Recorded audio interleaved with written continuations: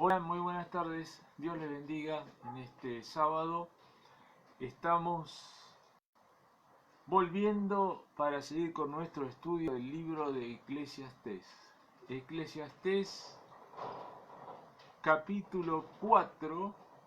Hoy estaríamos viendo desde el versículo 7 hasta el versículo 16. Anteriormente vimos del 4 del 1 al 6. Y hablamos sobre las relaciones laborales, sobre el mundo laboral, sobre las violencias, las injusticias, las opresiones y las relaciones en el trabajo, las diferentes relaciones. Hablamos tres diferentes relaciones que tenemos los seres humanos junto con a nuestros pares, y pudimos llegar a una conclusión que a cualquiera de las tres situaciones que se presentan le podremos aplicar el contentamiento como hijos de Dios, como cristianos, y que es la salida a todas esas cosas. Podemos decir que la diligencia, la disposición unida al contentamiento sería la respuesta a estas preguntas, si podemos decir así, que se hace Salomón en estos primeros 6 versículos. Ahora sigue hablando de otro tema, porque en el versículo 7 dice: yo me volví otra vez y vi vanidad debajo del sol. Cambia la perspectiva, empieza a tocar otro aspecto, otro tema, sin alejarse del tema general, pero sí otro enfoque, apuntando a otras cosas, a otros problemas, ¿no? De cómo nosotros nos debemos conducir en este mundo de corrupción y de pecado. Ese es el problema, siendo nosotros mismos pecadores. Y en el caso de los cristianos somos pecadores, pero pecadores redimidos, perdonados por Jesucristo y llevados a tener una relación personal con Jesucristo. El versículo 7 nos habla de que él ahora pone su mirada, dice: me volví otra vez y vi vanidad debajo del sol. Ve cosas absurdas, ve cosas sin sentido, y él nos dice cuáles son esas cosas que él no encuentra sentido que se vivan en la vida, y las explica, las enseña en el libro de Eclesiastés. Veamos entonces cuál es la vanidad que vio debajo del sol Salomón en estos versículos que hoy estaremos comentando. Vamos a hacer una oración al Señor. Padre, en el nombre de Jesús, te pido que tu Espíritu Santo esté obrando en nuestras vidas, en los que escuchan y en mi propia vida, para poder compartir en este tiempo tu palabra, en este bendito libro de Eclesiastés que tú inspiraste al rey Salomón para que escribiera y nos dejara hasta el día de hoy y para siempre escrita tu palabra, arrojando luz y entendimiento sobre cuál realmente es el sentido de la vida. En el nombre de Jesús, amén. Versículo 8 dice: está un hombre solo y sin sucesor, que no tiene hijo ni hermano, pero que nunca cesa de trabajar, ni sus ojos se sacían de sus riquezas, ni se pregunta: ¿para quién trabajo yo? Y defraudo mi alma del bien. También esto es vanidad y duro trabajo. Esta sección también la vamos a dividir en tres. La primera es de este hombre, que presenta hipotéticamente acá Salomón, y nos dice de un hombre que está solo, que no tiene sucesor, que podría ser un hijo, por ejemplo, o quien le suceda en un cargo, por ejemplo, podría haber sido también, eh, o en una empresa, o en cualquier actividad, pero principalmente acá está hablando de algo de cuanto al trabajo y en cuanto a los bienes materiales. Eso es lo que está viendo. Siempre ubicándonos que está mirando debajo del sol, ¿no? Y dice, este hombre no tiene a nadie en la vida. Ha quedado solo, solo. No tiene hijos, no tiene esposa, no tiene a nadie. Y está eh, empeñado y obsesionado con trabajar, trabajar, trabajar, con el solo objetivo de acumular más riqueza, de tener más dinero, de tener más cosas materiales. Nunca cesa de trabajar, no se sacian sus ojos de riqueza, nunca queda satisfecho con lo que tiene.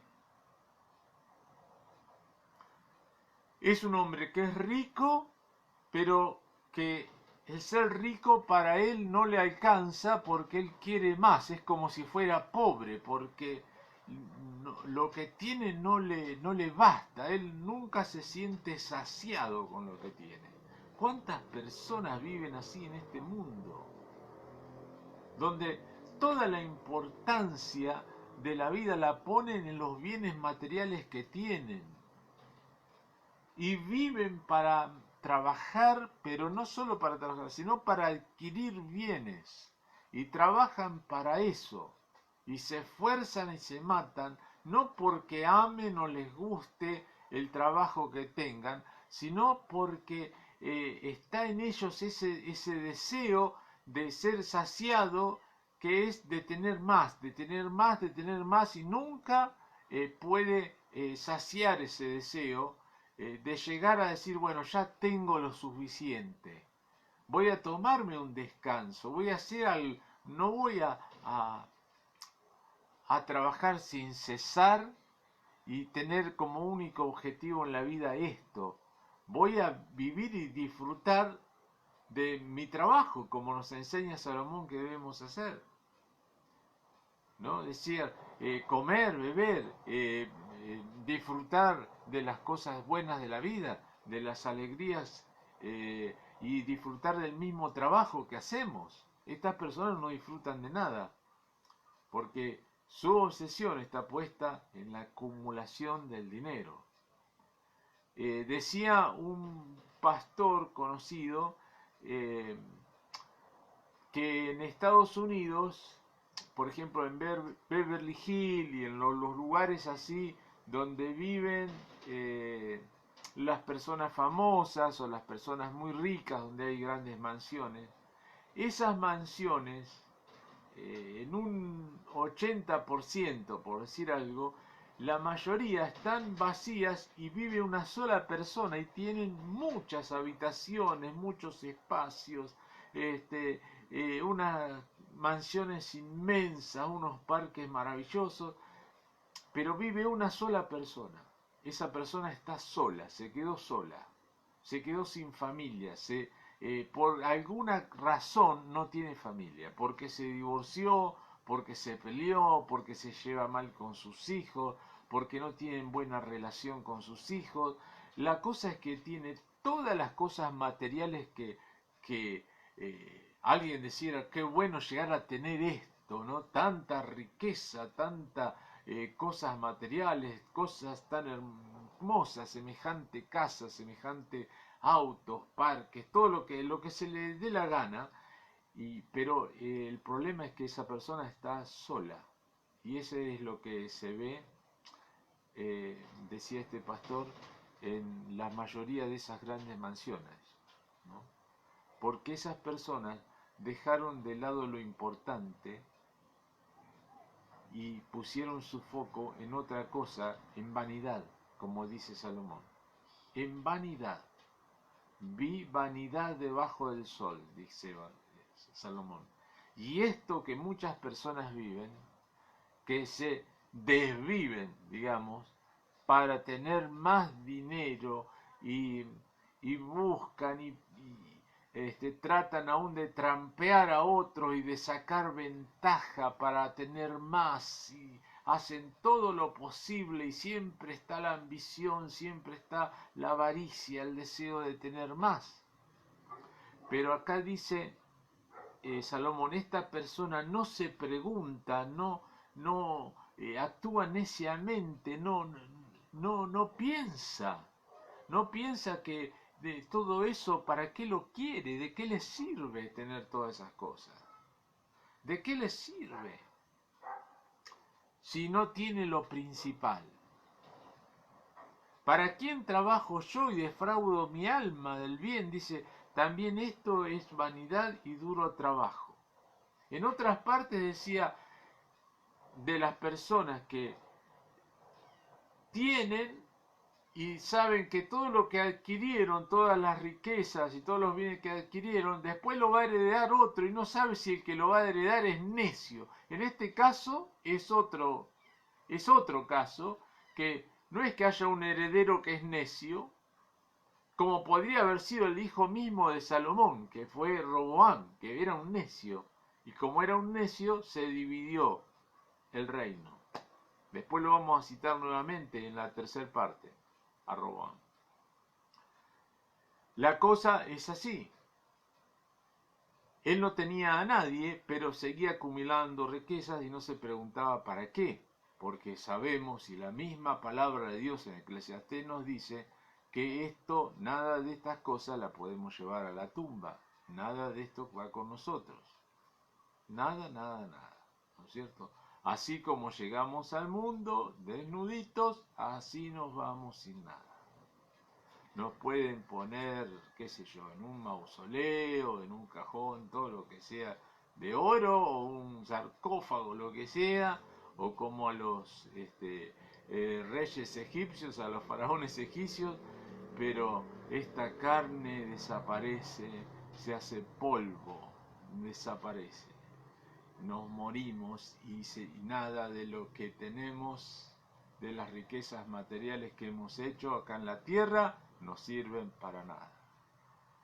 Si esas riquezas no las hemos puesto para la gloria de Dios, si no hemos vivido para la gloria de Dios, hemos vivido solamente para nuestra gloria, para mostrar lo que tenemos, para sentirnos nosotros mismos lo importante, lo rico, y los logros que alcanzamos, y compararnos con otros que no lo pueden lograr. Qué terrible, qué terrible. Por eso Jesús dijo, hagan tesoros en el cielo, que lo que vos hagas y lo que vos trabajes para el Señor, porque la palabra de Dios nos dice que el trabajo en el Señor no es en vano. Todo lo que hagas, si lo hagas para el Señor, tiene su recompensa, no solo en esta tierra, sino principalmente allí en el cielo. Esa es la bendición más grande. Amén. Entonces, vemos eso. Dice, ¿para quién? Dice, no se pregunta este hombre, ¿para quién trabajo yo y defraudo mi alma del bien? No gozo de todo lo que tengo. Yo tengo una carpintería y antes alquilaba, ahora gracias a Dios tengo mi propio local. Pero cuando lo alquilaba, era un muy buen muchacho que me lo alquilaba, un muchacho que no conoce al Señor, una buena persona. Y este muchacho es muy trabajador, es un hombre que trabaja, es chacarero, le decimos nosotros, principalmente con el tema de la soja. Él anda por todos lados sembrando soja y cosechando. Y es un muchacho que vive solamente para trabajar. Y se le van pasando los años y él solamente vive para trabajar y a veces está meses fuera de la casa y tiene hijos y esposa y no los ve nunca. No los ve nunca. Y un día hablando con él dice, bueno, yo trabajo para más adelante poder disfrutar. Pero ¿cuándo llega ese más adelante?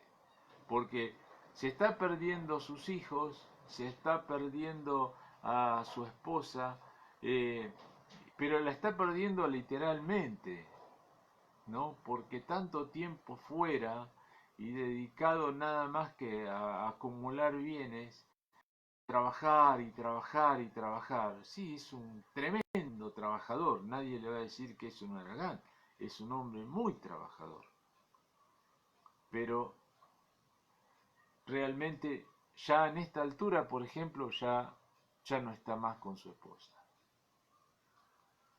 Ya sus hijos no están más con él, porque están con la esposa. ¿Y de qué le sirve todo lo que tiene? Las tremendas camionetas que tiene, 0 kilómetros, las cosechadoras nuevas, los tractores, las máquinas impecables, todo lo que él sabe y conoce de agropecuaria, ¿de qué le sirve? No le sirve de nada. No le sirve de nada. Nada de eso le va a servir. Y se está pasando la vida, se le está pasando su juventud trabajando sin disfrutar nada de lo que él trabaja, porque únicamente vive para trabajar, nada más, nada más. Y los hace padecer a los que trabajan con él, a los empleados, porque los hace trabajar de la misma manera y por mucho menos dinero. Terrible, terrible cuando vivimos así. Que no nos demos cuenta que si vamos tras el Dios de dinero, ese Dios de dinero nos exige todo, ese Dios de la riqueza nos pide todo, que lo adoremos solo a Él y nos deja solos, sin nadie.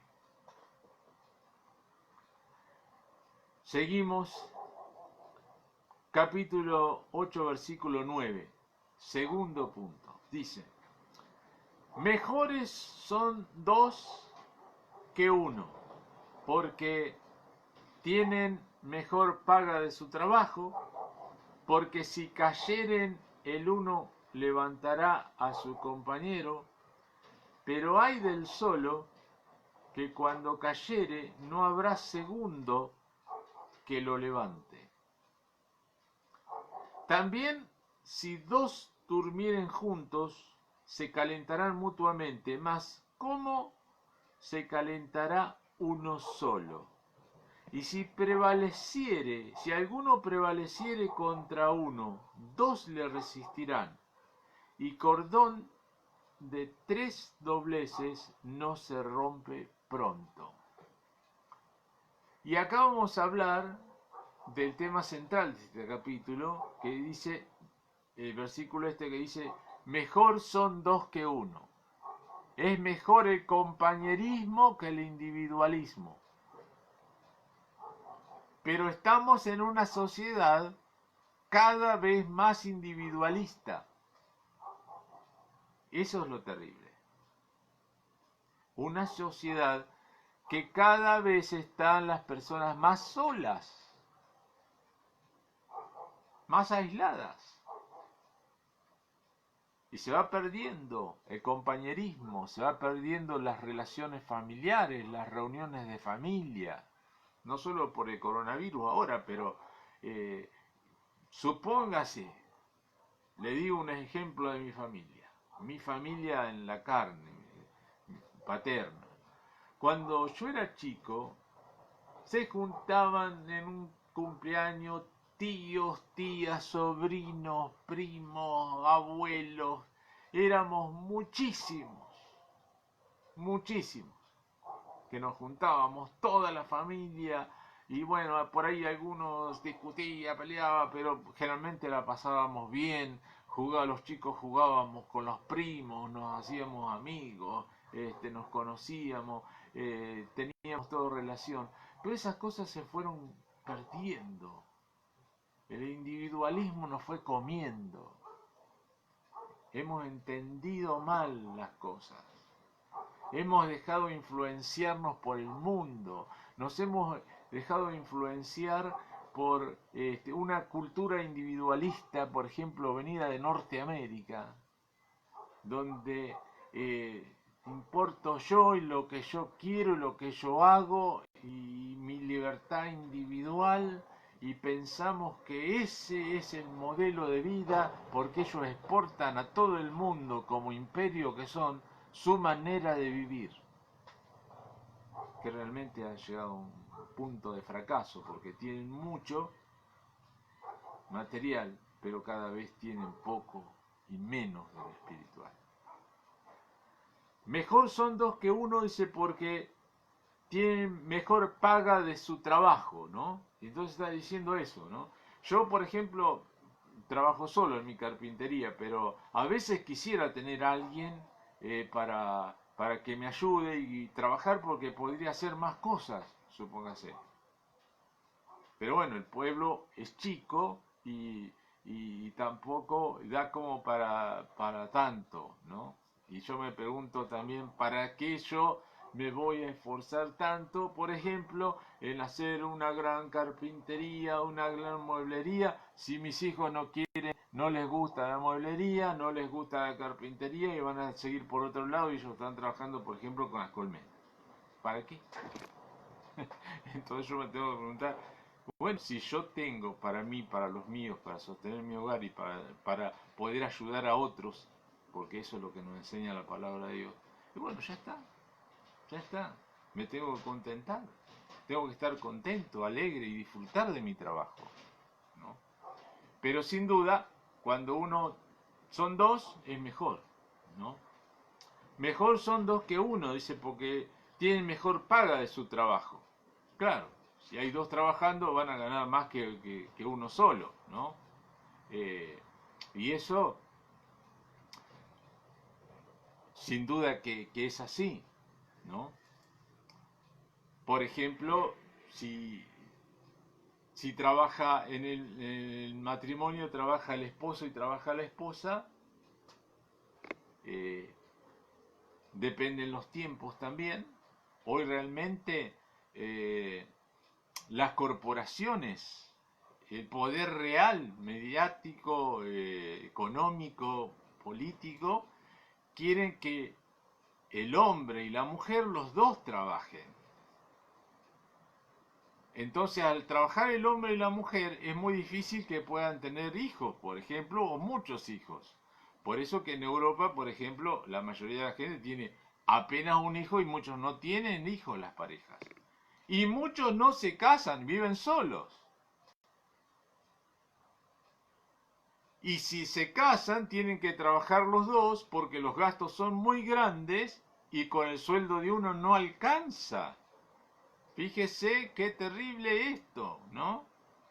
Y entonces, si sus hijos son niños, chicos, no tienen a la papá o a la mamá con ellos. Tienen que estar en una guardería porque están los dos padres trabajando. Entonces no los educan ellos, no los crían ellos, están la mayor parte del tiempo siendo niños, que es la parte de que tienen que ser formados, no están con su madre. Eso es terrible. Una cosa diferente cuando ya los hijos están crecidos, están grandes, están haciendo sus vidas y uno puede seguir como trabajando en los dos. Pueden estar trabajando tranquilamente. Y puede trabajar la mujer afuera de su casa también o adentro de su casa. Puede trabajar desde su casa, como muchos se está usando ahora por el coronavirus, ¿no? Lo cierto es que por la situación misma que estábamos comentando del individualismo y del énfasis en las cosas materiales, todas estas cosas van en desmedro de la familia y del matrimonio y cada vez más se va deconstruyendo la idea de matrimonio, se va rompiendo los matrimonios, se va rompiendo las familias. Y a los empresarios, a las grandes corporaciones, a las grandes empresas y a los políticos eso no nos molesta para nada. Seguimos. Versículo 10. Porque si cayeren el uno levantará a su compañero, pero hay del solo que cuando cayere no habrá segundo que lo levante. Vamos a situarnos un poco en el tiempo.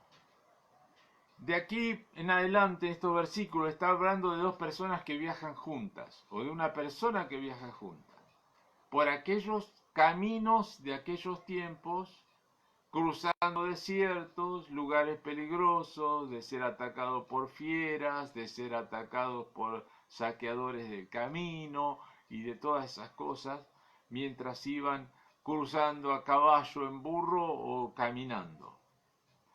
Entonces dice, si cayere, dice, el uno levantará a su compañero, le pasare algo en el camino. O si cayera en un pozo, suponete, en el camino. ¿Y cómo hace? ¿Quién lo va a socorrer en esos caminos desiertos de aquellos tiempos? Dice, y entonces dice, el uno levantará a su compañero, pero hay del solo, que cuando cayere no habrá segundo que lo levante. No va a tener nadie que esté a su lado.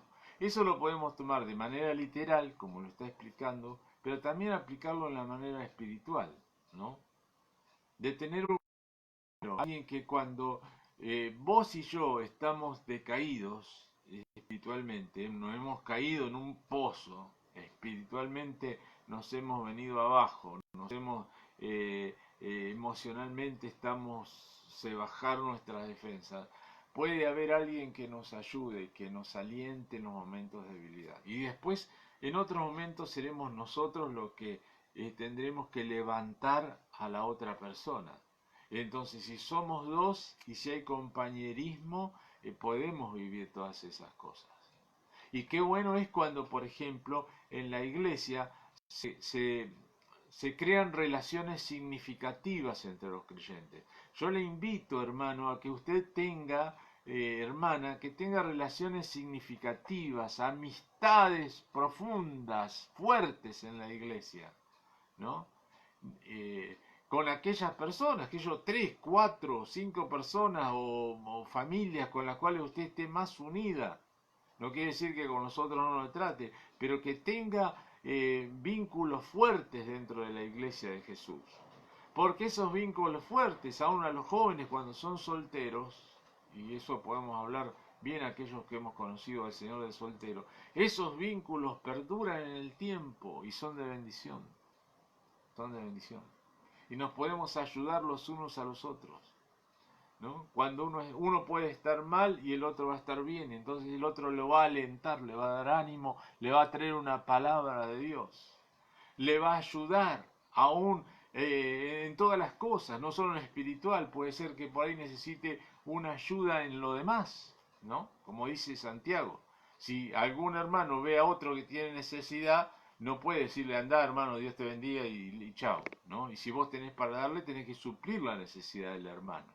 Entonces eso es cuando hay compañerismo, cuando hay comunión, cuando hay relación, cuando estamos unidos, cuando sabemos lo que le pasa a la vida del otro. A veces en las iglesias pasa que entras, escuchás el culto, te saludás, chao, no, papá, no sabes ni quién es el hermano que está al lado tuyo.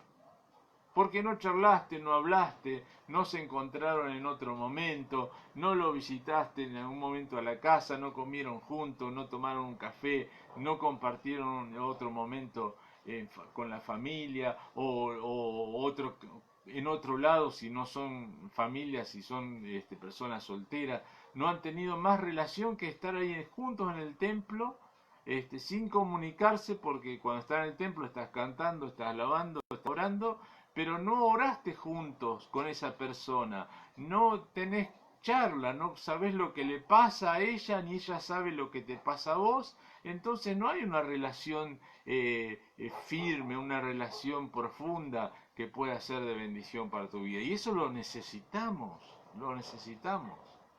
porque Dios nos hizo para vivir en comunión unos con otros, para ser parte de una iglesia, no para ser cristianos solitarios, individuales, que no vayan a la iglesia, que no tengan amigos, que no tengan hermanos con los cuales estén unidos, solamente necesitan un televisor, una computadora y escuchar los mensajes ahí, escuchar la alabanza y decir, ya está, con esto va. No, eso no es el cristianismo.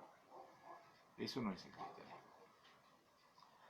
Dice la palabra, el versículo 11, También si dos durmieren juntos, se calentarán mutuamente. Mas ¿cómo se calentará uno solo? Cuando leemos esto pensamos inmediatamente en el matrimonio, ¿no es cierto?